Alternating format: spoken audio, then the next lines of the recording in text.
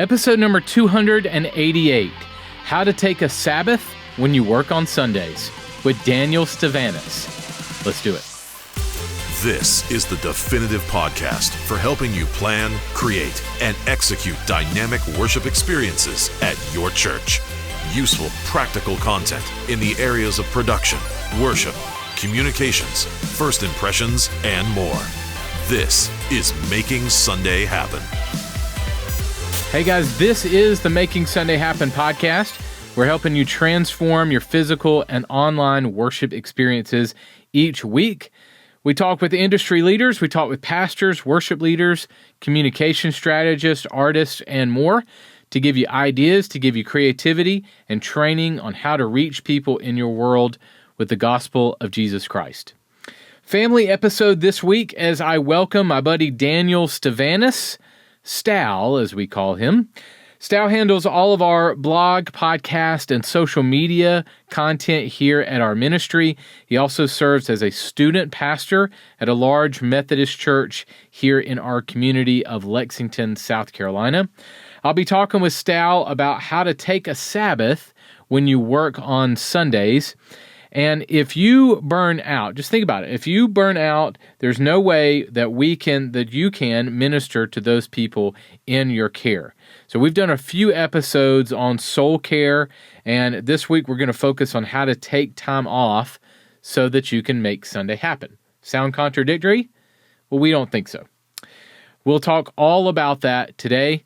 Stal will be in the house. You're going to love hearing from him. He's part of our team here at 1230. Does an amazing job, and I can't wait for you to hear from him.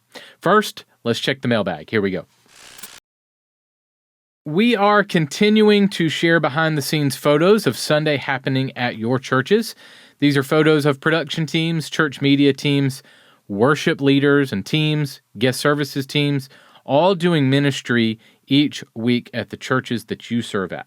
So here is a photo from East Ridge Church in Covington, Georgia. Volunteers in action. Way to go, guys. And here is a photo from Trinity Baptist Church in Mooresville, North Carolina. My friend Grant Stanley, his team serving there in the control room. Great job, guys. You are who make Sunday happen each and every week. If you have a photo or question for the mailbag, feel free to send it in. I love sharing photos and stories of the work that God is doing at your church and how you are making Sunday happen in your world. You're welcome to email me directly at carl@1230.media or find me on social media at Carl Barnhill. You can throw something in our Making Sunday Happen Facebook group as well. Just tag me and I'll pull it down, and I'll just tell me that I have permission to use it on the podcast, and we'll share it right here for everybody to see. So love sharing stories and photos from you guys. It's great. It jazzes me up, and it gives me energy, and it really encourages other people as well to see that you're not alone. Other people are in the same boat as you, working long hours, volunteering, serving on staff at churches, all of that. So thank you for what you do. All right, coming up, my chat with my friend, my buddy, my pal, my amigo, Daniel Stevanus is in the house. My convo with Daniel is coming up right after this.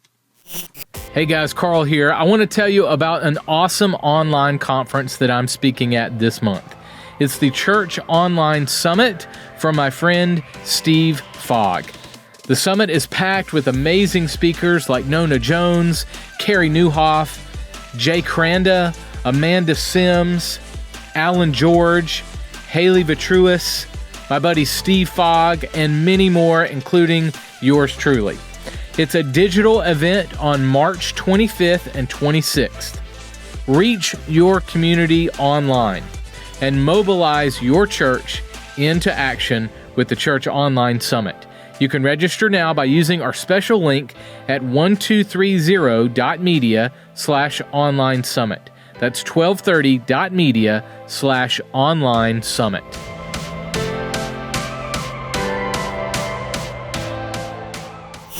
Hey guys, today is a family chat as I welcome the guy who actually delivers this podcast to you each and every week, our training content manager on our team, the legend, the man, the myth, Daniel Stevanus. I don't know when the last time I've actually called you Daniel.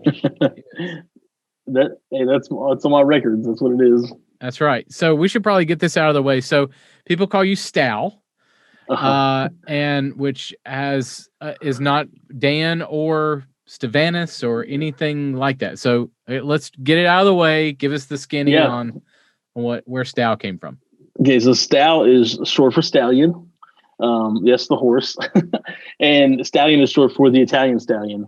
And I know everyone who has some kind of Italian heritage is stallion or the Italian stallion. But my parents are missionaries. And so I grew up as a missionary kid in Italy, overseas. And when I moved back to the United States for Bible college, first week of welcome week, I told someone, hey, I'm from Italy. And they're like, you're the Italian stallion. I said, sure. And the nickname just kind of took off. It just kind of stuck. And so all throughout college, even professors were confused. They were like, who's this guy on the roster? And like, you're Stallion. And so it just kind of stuck. And so it creates for some confusion, but also creates for some good stories. Yeah, I bet. So I know the stories, but just for those listening and stuff, I'd love for you to share a little bit about life as a missionary kid and just kind of your upbringing and how you came along. Well, that's perfect. A lot of people will always say like, "Oh man, you're a missionary in Italy. Must have been hard." Right. But suffering for Jesus. Yes, that's right. But I say like, obviously Italy, like most countries, it's beautiful to go visit. It's beautiful to be there on vacation. But living there is a different story. You see the good, the bad, and the ugly.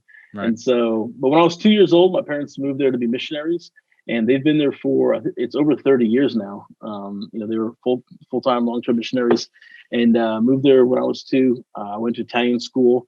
We spent some time up in the north to do some language studies, some time in Florence, Rome, and then we ended up in a small.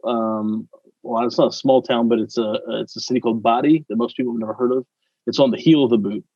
And so my parents are church planners there, spent time in ministry and for the Italian youth group. And then sometime in those years, I just felt called to ministry and started looking at Bible colleges back in the United States. And when I was 18, moved back here, went to Bible college for 4 years, and then jumped into ministry. Where'd you go to school?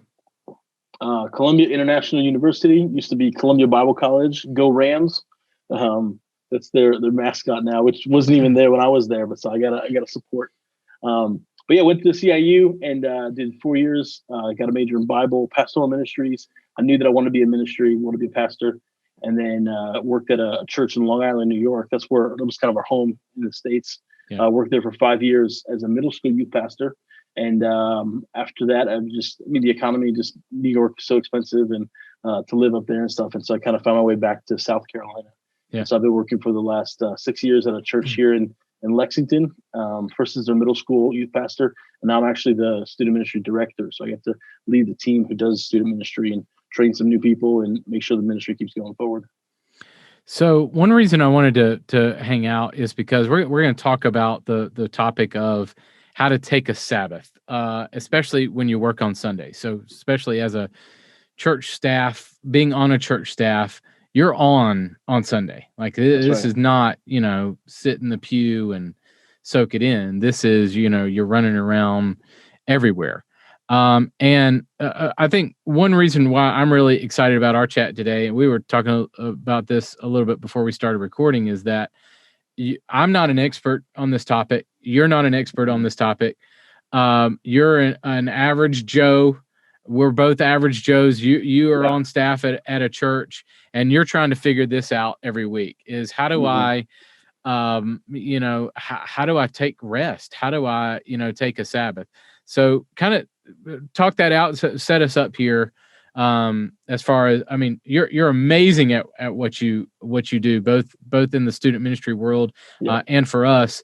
But so I don't want to sound like I'm dinging you at all. This is something that we mutually talked about, is that we want people listening to the podcast that they're normal Joes on Sunday trying to figure it out.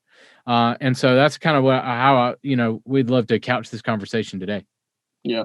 Well, Carl, let me just say this, man, you're too kind. You're too sweet. You're such an encourager. So thank you.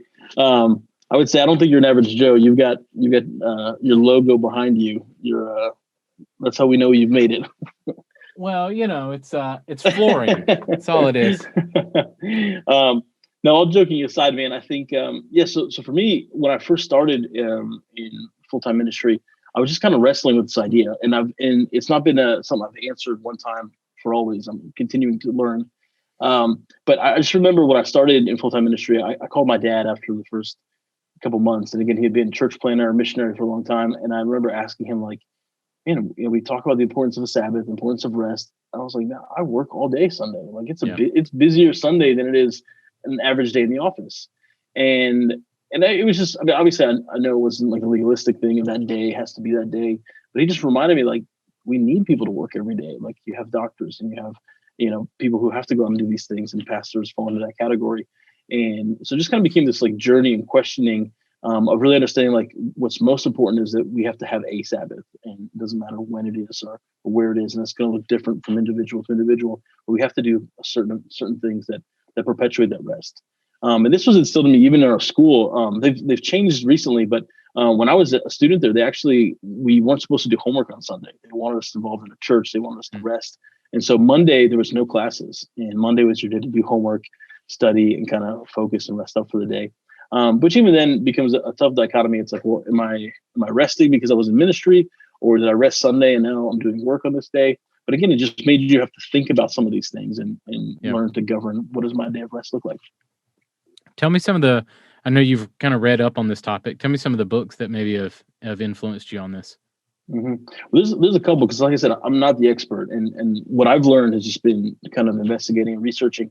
The first one that I looked into was Leading on Empty by Pastor Wayne Cordero. And I first heard a sermon of his, which was related to the book, but he talked about kind of, he leads a large church in Hawaii, which again, suffering for Jesus. Right. Yeah. But he has a large church down there, and he actually, you would never think this, but reached a time of burnout.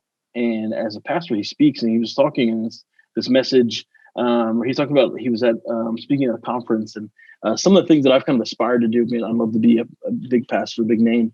And he talked about he was doing those things, and one day he just got an anxiety attack, basically out of nowhere. And so he talks about his process of like kind of checking himself into a silent monastery with monks where like you couldn't talk, and just kind of like this crazy story he tells. And he talks about how he was like, I snuck out and called my assistant. And I was like, send me my emails, because it was just kind of like eating at him. And so he's written stuff about it. So I've read some of his stuff that's kind of informed some of the practical, some of the other things that I've started to do in my days off. The other book that has been really influential for me was Emotional Healthy Spirituality, and that's by Peter Scazzero. And he's a very unique guy with a cool story as well. He's a pastor in Queens, New York.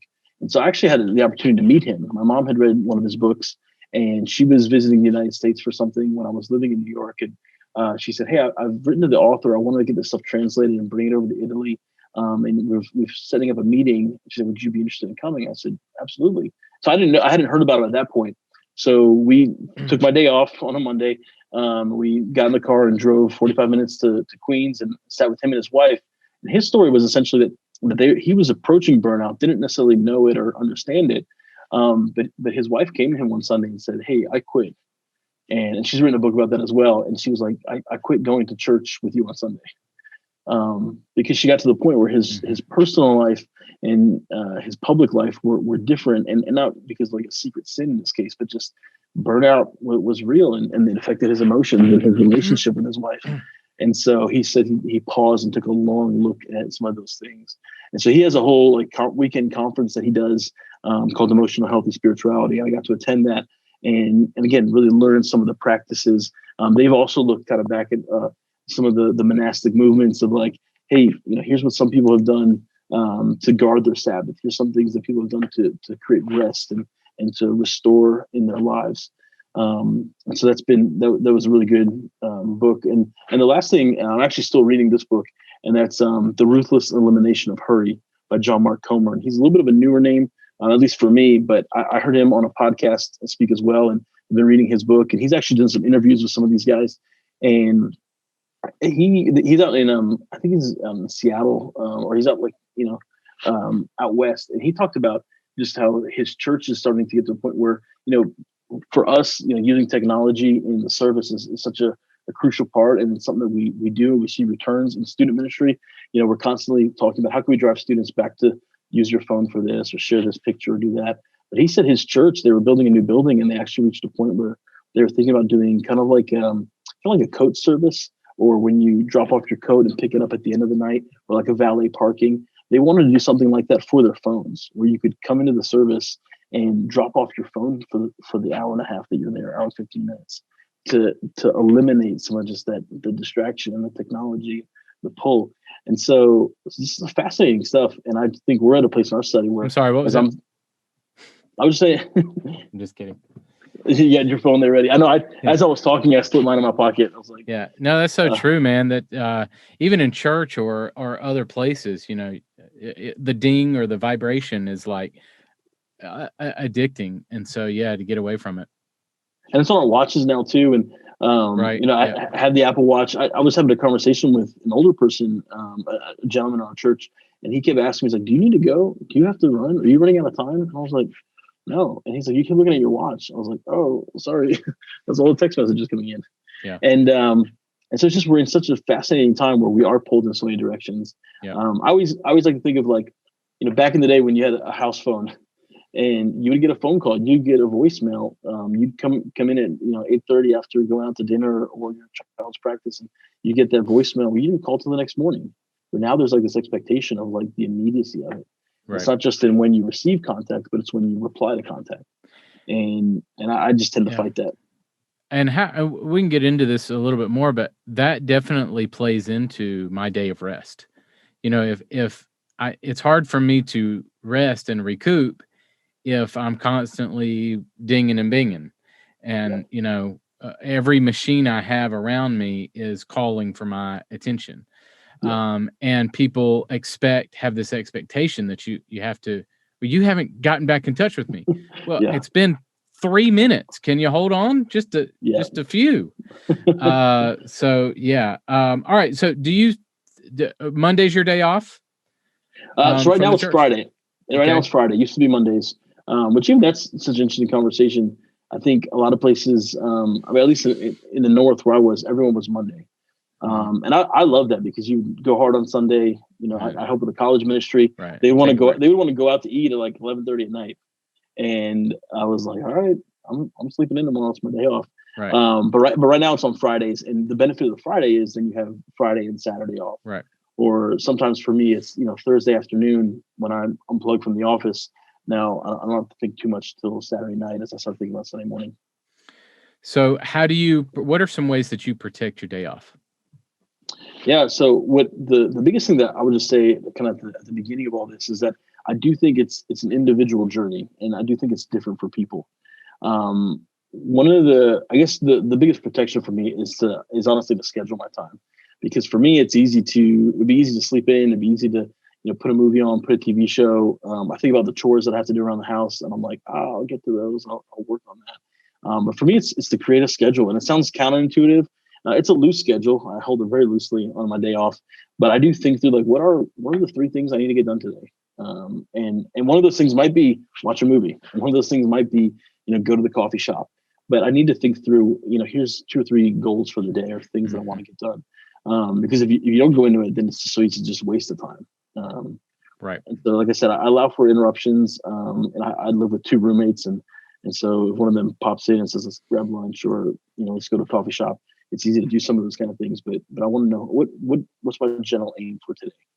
A lot of times too, I think if you don't do that, then you feel like I should be doing something right now. Or, right. I wasn't productive today. So what are some of those things? Right. Okay. So how do you receive teaching? The main question is, okay, well, how am I spiritually fed? Mm-hmm. So you're on Sunday. How do you continue to grow spiritually and receive? Yeah. When you're on Sunday. So this is something that I did develop out of Bible college. Of course, we had chapel, 3-4 times a week, and had some incredible speakers come in. And so when I first started ministry, I just kind of got in this rhythm of, hey, on my day off, that's the day I want to listen to a chapel message, and you can replace that with a podcast. Now, at the time, it was just kind of like nostalgic for me to go back to my alma mater, pull up the podcast, listen to some of the speakers that I knew, the professors that I loved. It's shifted a little bit now, and so I'll listen to something. And I found also for me, it's helpful not to be random. And so whether I use like a Right Now Media, I'll go through a study, or I'll find a series that a pastor at another church is doing, and I'll kind of walk through each of those. But for me, it's kind of knowing that I have that, and that's one of my kind of tasks for the day off, is to, and I hate calling it a task. It's not a mandatory thing, but it's like, hey, to grow, I want to continue in the study that I've been doing. And so let me go back to week 2. Let me go back to listen to week 3, 4, and just kind of progress through that. And that, at the very least, puts me in that mind frame of, hey, let me think of spiritual things today. It's my day off. I'm on a different schedule. Let me focus on these things. What about if I'm on Sunday? Are there ways, like, does your pastor make you sit in a service, or are you allowed to sit in one service while you serve another? Yeah. Are there ways that you can worship on Sunday in addition to leading people? Yeah, for sure. I think, and this too changes with seasons, especially I think of now during COVID, we haven't been doing our Sunday school program for middle school and high schoolers. And so we're free both services. I do help either on stage with some of the announcements and the welcome, or we've actually jumped in and helped ushering in this past season where we didn't have a lot of volunteers coming back. And we are meeting in person on campus right now. And so one of the things that I do is just make sure that one of those services that I'm sitting down and go in there. And so the second one, I may stick to my office and make sure my email's up to date, or I may pop in. We have 2 services that happen. There's a traditional and a contemporary, but I try to make sure that one of those services I'm sitting down, I'm engaged. And so I help usher and see people in the beginning, but once we get to the welcome, the announcements, I find a seat and then I'm a part of that. And it turns out to be cool because really the life of the church centers so much about the preaching. And so we especially are in a culture where we'll try to have an application from the message, or, we'll say, hey, this week, make sure we're collecting food for the food bank, or this week we're, text 3 people and tell them this. And so I want to be a part of that as, contributing member to the church. And so I want to not miss out what's happening. Or if we do a creative element, I want to be a part of that to see it. And so it's been helpful for me to say, okay, one of the services, I'm going to be involved in that. But even when we had our Sunday school, one of the things that has been set up at our church, and we're pretty protective of it, is that we do Sunday school during the second hour. And every church is different. I understand that. But our program is during the second hour. So during the first hour, we're in the service, and we're sitting there with students if we can. Sometimes they're with their families, but we're a part of that, and we're part of experiencing the service during the first time. Does it change? So you're a communicator at your church. You're one of the rotating teaching pastors. Does it change if you're on stage that week? Do you move your day off from Friday to Monday because you're preparing Friday and Saturday? How does that affect you, if any? Yeah, no, that's a good question, because that's probably the hardest week to respect the Sabbath and to have a day off, because I think there's always one more edit you can do, one more tweak you can do in the message, and so those weeks are probably the hardest for me personally in finding that rest. And also too, again, you remember, we're also trying to balance a social life, and we're trying to balance, seeing people, hanging out with friends, or having people over. And so I'm a super extrovert, and so I tend to not say no to those things. And so even if if it's a busy week and you're like, hey, I can come over for a cup of coffee for an hour, I'm like, all right, just come over. So the weeks that I'm preaching is probably the hardest. But still, one of the things that I found for me, I'm naturally a morning person. Now, let me clarify. If I go to bed late, I'm not a morning person. But if there's a natural intended order for me, that is to go to bed early and get up early. And so the weeks that I preach, and we have to be at church pretty early already, but I'll go to bed like crazy early, and I'll get up crazy early. And someone's just sitting there and reading over the scripture, reading over the text, looking over my notes. And so I think I developed routines that work for me. But yeah, the weeks I preach is probably the hardest to just kind of unplug and have a Sabbath day, because you're like, oh, I got this. Oh, let me think about that. Let me tweak that note. So that's probably one of the harder areas. Now, I don't preach super often. It's probably like half a dozen times a year for the main services. And so in those weeks, it is more difficult. Is there a way, you mentioned kind of your routine? Do you, the night before your day off, are there ways that you can prepare for your day off? You mentioned kind of a task list. Do you have any other thoughts on that? Yeah. So actually, and this is one of the things that Pete Scazzero talks about in his book. He talks about kind of this idea of starting almost in like a ritualistic way. He talks about like lighting a candle the night before your day off.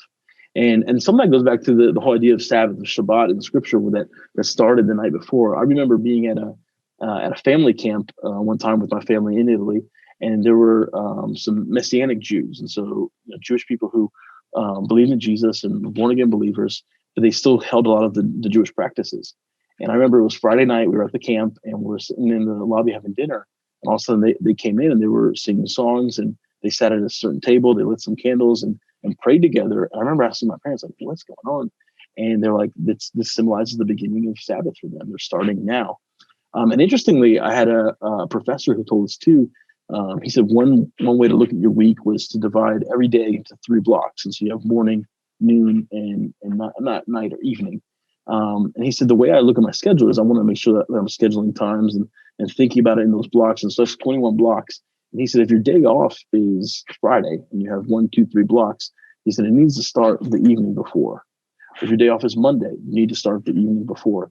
And again, I think there's some similarity with that, but the idea is to have a 24-hour period, to not just say, hey, sun up to sundown. That works, but how can I really get into the rhythm? Because sometimes you need to unplug more, right?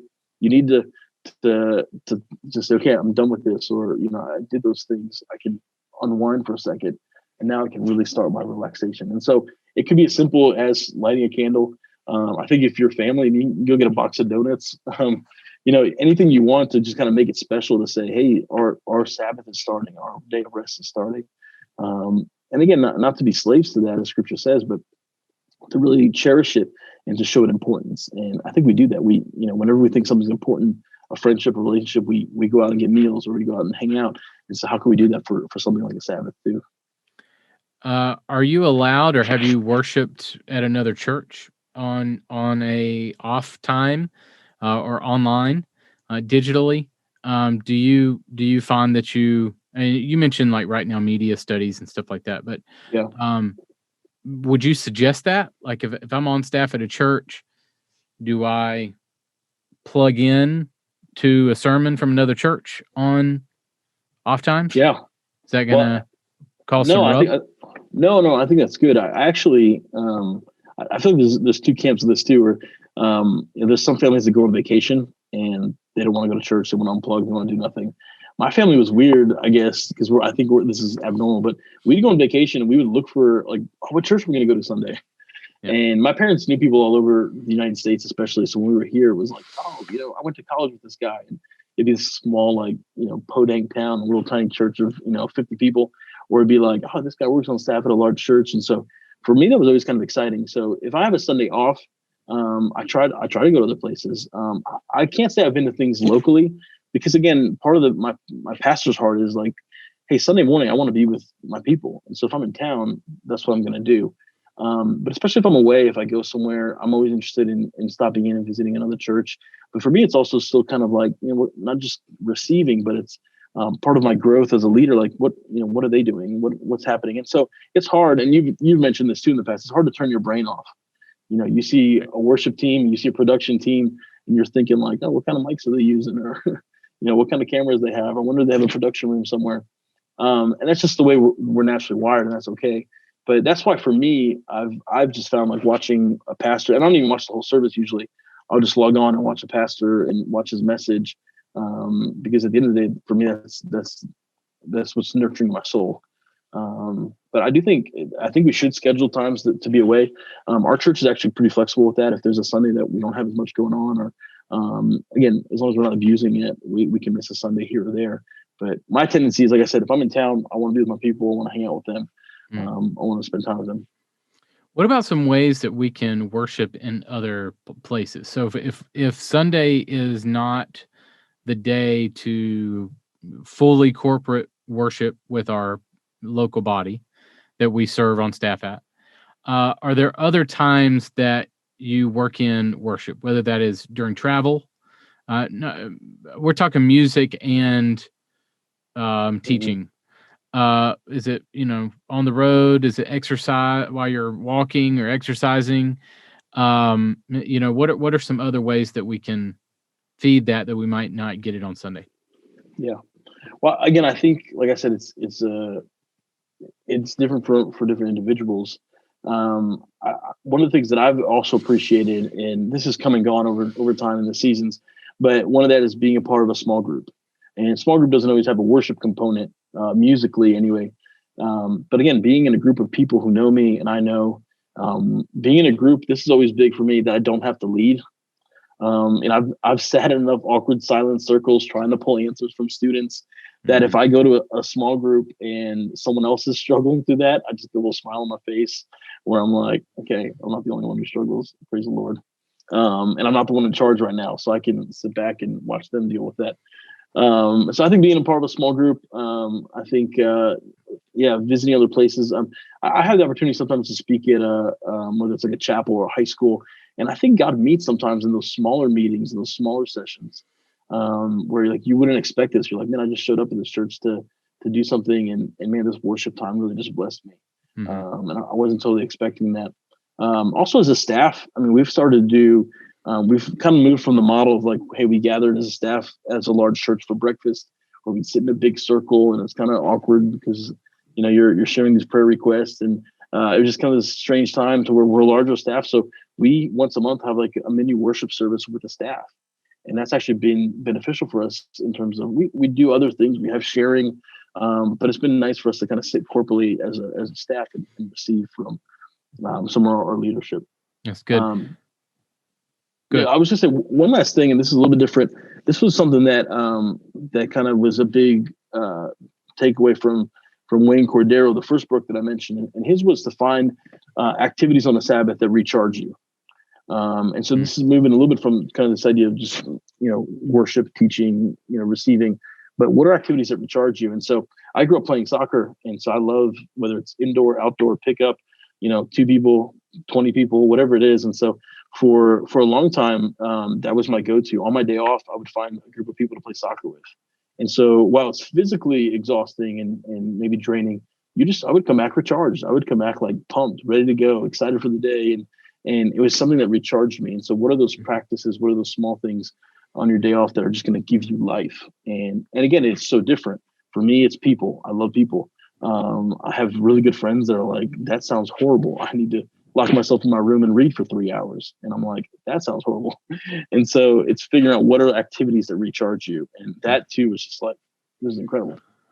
So let's hit on the reverse for a minute. So when I was I've served 2 large church staffs, and one church that I was at, I came on staff, and there was a guy who directed the cameras. He was the video director, and he was it every Sunday. And I came in, and after a few months, I said, "Okay, you need to not every Sunday. Like this is. I love having you here. I'm so glad that know this, but you're going to serve one Sunday every 3 Sundays." What? But it became this is my identity. This is what I do. I am the video director at church, and no one else can do it but me. And I made him stop. We train new people, or I did it myself for a little bit, and then we trained new people up. And at first he was very mad at me, for several months. And then what was interesting is probably after 3-6 months of him being able to sit in the service with his wife and family, I remember his wife coming to me and saying, he was very mad, but I'm really glad that you did that, because now he can worship. Now he's worshiping with us as a family. So I think that sometimes we can be so tied to our identity of being on Sunday, and this is a volunteer role. I think it can be exponential if you're a staff member and I'm needed. Church can't happen if I'm not XYZ. Do you have any thoughts there? Kind of how our identity is tied to Sunday? Yeah, and I've experienced that where mine was on youth group night on a Wednesday night, but I was at a church where I just don't think it was it wasn't clearly expected. It wasn't communicated. This idea of like replicate yourself or make sure you have other people who can do your job. And so I remember one time being sick, and as I was sick and had to miss the night, it was kind of like a sickness that came on last minute. And I was like on my phone texting people what to do, where to set up, where to grab things, because I was the person who did everything. And I just remember thinking like, the night like can barely go on if I'm not there. And I don't think that's good. And so then fast forward, the church that I'm working at now, one of the things that I appreciate about it is that we have a team approach to things. Right. And so we work together, we divvy out responsibilities, our brainstorms are together. And I'll be honest, man, the last month, both one of the guys on my team and myself, we actually both got COVID at similar times. And then he had a little bit of like some sickness residual after that. And so we've had a couple of weeks where unexpectedly I couldn't show up, or he didn't show up, or the night he was going to speak, I had to grab his manuscript and kind of work on it. But because it was something we've collaborated together with, everyone, our volunteers have been trained, everyone kind of knows their role, the show can go on. Right. And the beautiful thing about that is not just that the night didn't get canceled, but I think it speaks to the bigger thing, which you were speaking about, which is identity. You think of some of these large churches or big personality pastors, a lot of these places, if the pastor wasn't there, and we've seen that, unfortunately, because of whether it's, secret sin or something that's happened, and a lot of these places, when it's built around a person, if something happens to that person, the thing crumbles. And so whether that's, as simple as volunteers and tasks and people delegating, or it's even as big as just like, man, like who's going to teach? We don't have any other preachers. I think we need to start shifting away from that. We have a teaching team, a teaching rotation. And when I first got here, I was actually surprised. I was like, does the senior pastor not want to preach more weeks? But he really believed in like, no, I want to share this with our teaching team. And so I think that's a good thing. It allows for other people to be involved. And then it allows us to miss every once in a while. Like there are vacations, there are sicknesses, there are things that come up. And if you don't have a responsibility that Sunday, if you're not scheduled that week, then you're okay. You might be able to miss or come a little bit later or something. Yeah, I think that's very important to establish some type of teaching team or teaching rotation. Because of that, just building the church around a personality. Okay. So random question. I asked you this in text when you got COVID. This is very, very important. Probably the most important question I'm going to ask you. What did you binge watch while you had COVID? Okay, that's good. Listen, I'm just gonna be super honest. I watched so much Blue Bloods. Tom Selleck. Stash is still going strong. Yep. No, actually, right before Christmas, right after Christmas, I was in New York visiting some friends and family, and someone watched an episode, and they were like in season 10, and I was like, I've seen it on Hulu, I've seen it online, and I was kind of like, oh, it looks fun. So when I got sick, I just started watching it, and I started episode 1. And I've been working my way through. Luckily, I'm not caught up to season 10 yet, but I watched a bunch, and it's interesting. It's talks a little bit about some of our political climate and culture today, but there's actually some leadership lessons that I feel like I've learned from Tom Selleck and Blue Bloods. And so it sounds funny to say that, but that was my go-to show. Nice, Tom Selleck, still going strong. All right, so last major question I want to talk to you about is and we hit on it a little bit. But how do we prevent? Think about how to ask. How do we set boundaries where people know when our Sabbath is, and can be under? How can we set it up where they can be understanding? Where if somebody texts me on a Friday, they can expect it's my Sabbath. That's my day off. I might not get back with you until Sunday, Monday, whenever. How do we set good boundaries? Yeah. Well, I'm just bad at email, so I think when people email me, they don't expect a response for a week. No, I think it's a training piece. I think it is, whether we start with our staff or our team, and obviously we're all in different roles, and so because I think this applies to a volunteer. They have to learn Sabbath as well, and that is some of the reasons why you give them a break, so they're not working every Sunday. Mm-hmm. But I think it's something we have to educate people. I think we need to tell people sometimes. And again, I also don't think we're legalistic. Like emergencies come up in ministry. Right. And I think you could probably go too far the other way where it's like, no, I'm not going to call that person. It's my day off. It's like, dude, that person's really sick or they really need you. Right.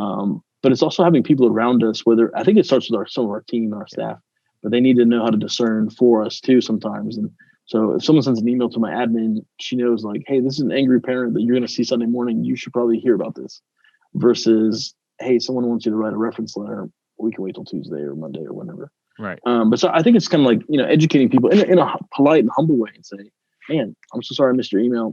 I took the day off or I went out of town. Yeah. But again, also knowing that, again, here's the good thing. You're not going to hell because you read an email on the Sabbath. Right. That's right. Jesus is very clear that we're not to be slaves to it. Yeah, but I think there's some things that we can do. Like if we text somebody back to say, love this, I'm making a note to get back with you on Monday. Yeah. I've responded. Now we'll deal with that Monday. So I think there are things like that we can maybe set up for ourselves that people are just going to have to understand. Look, that can wait. And sometimes people think that their emergency is the only emergency. I should not say it that way because of course their emergencies come up and if somebody's on their dying on their deathbed or if it's a real emergency, you need to step in and do it. That's not what I'm saying. Yeah, I think it was the difference is the emergency and then urgent. And sometimes the urgent is camouflages or disguises itself. And you have to be able to call that out. Like, hey, this is urgent. It's an important matter, but it's not so important that if we don't do this. Yeah. The other thing I've had to learn for a long time was, and this is not just Sabbath related, but like when people need my time or my answer, a lot of times I've had to tell people, hey, if you need an answer right this second, then I'll just have to say no because I can't tell you for sure. Right. If I can get back to you in 24 hours and 48 hours, then I'll have a better idea. But if you need to know now, if it's going to help you, if you want to move on to the next thing, I'll just go ahead and tell you I can't do that. Right. That is, and being okay with those boundaries and being okay with saying no. And it's hard. Some of us, I struggle with wanting to be a people pleaser and not out of a performance, but just I love people. I care about people. I want to be a team player. And so I've had to learn some of these things, some of them the hard way. I'm not great with all of these things. And like I said, I'm learning. I'm hopefully a lifelong learner of this. If we do this podcast in 10 years, there'll be different advice, but here's where I've landed. Well, I can tell that you've struggled with this because, I've been surprised at some of the things that you said yes to with me. When we jumped out of the plane together and when we went and did that 10K together and when we climbed Kilimanjaro, I thought that was a little far. All right. This is a dream last night. Right. The jokes do not get any better. That's all I got. That's all I got. Well, man. So for people who don't know, you help us on the 1230 side. Yeah. You help us every single week put out the blog post to our blog, and put the podcast together and put that out on all of our platforms, on our website, and everywhere. So you are the brains behind blog and podcast, man, and stuff that we do on our social media and our teaching content. And man, just so appreciate you and what you do for us and what you do for your church. You're awesome. Hey, well, I appreciate it, man. It's really been a privilege to work alongside of you. And I think I've told you in the past, I get excited about our content, and not because I have to, but because there's some useful stuff there. And so I think everyone should check it out. So are you going very last question? Are you going to, are you going to shave the beard and go just with the Tom Selleck mustache?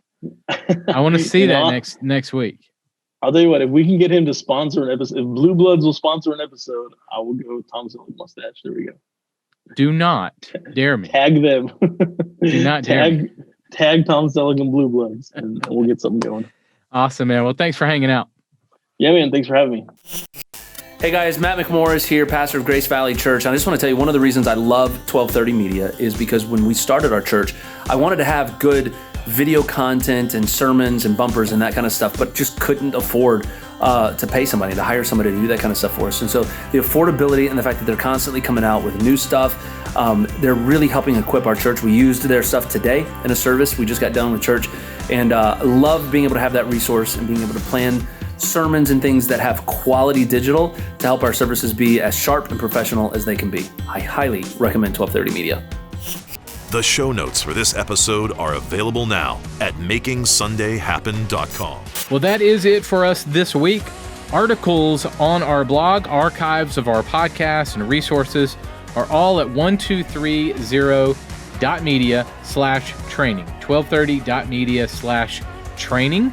Over 600 articles on the site and nearly 300 podcast episodes for you to dive into, all completely free for you. 1230.media/training. It's all there for you. Next week, I'll be chatting with the head of the Faith Division at Vimeo. My buddy Justin Kennedy will be in the house. I'll be talking with Justin about how to use Vimeo for your live stream at your church and what they are learning as they help thousands of churches around the world navigate the time that we are in. That is next week on the podcast. Well, thank you guys so much for hanging out. Go out there and create some incredible worship experiences at your church this weekend. I'll catch you next week. Making Sunday Happen is a production of the ministry of 1230 Media. For show notes, archive episodes, and more free resources for your church, visit makingsundayhappen.com.